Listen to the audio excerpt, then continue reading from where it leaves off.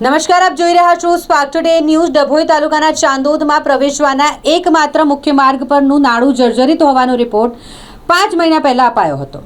ત્યારે મોડા જાગેલા પંચાયત સત્તાધીશોએ ગટર લગાવી અને ભારદારી વાહનોની અવરજવર બંધ કરાવી। જૂના માંડવા માર્ગનો વૈકલ્પિક ઉપયોગ કરવા બોર્ડ લગાવ્યા છે। નાળાના નિર્માણની કામગીરી ક્યારે આરંભ કરવામાં આવશે તેની નગરજનો, મુસાફરો અને વિદ્યાર્થીઓ ચાતક નજરે રાહ જોઈ રહ્યા છે।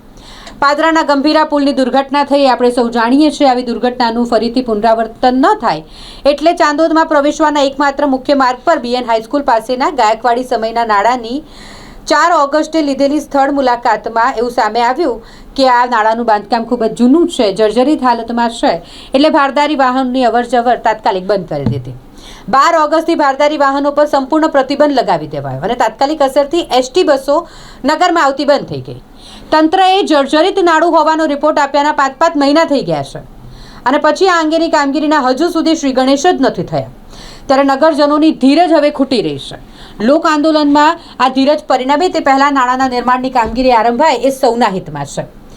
ભારદારી વાહનોના આવન જાવનની પ્રતિબંધ છતાંય રેતીના ડમ્પરો, લક્ઝરી બસો અને એ સહિતના ભારદારી વાહનોની આવન જાવન સતત 5 મહિના સુધી આ નાળું ધમધમતું રહ્યું છતાં કડકપણે અમલવારી કરવા બાબતે તાલુકા તંત્ર કે સ્થાનિક ગ્રામ પંચાયતે ગંભીરતા જ ન દાખવી।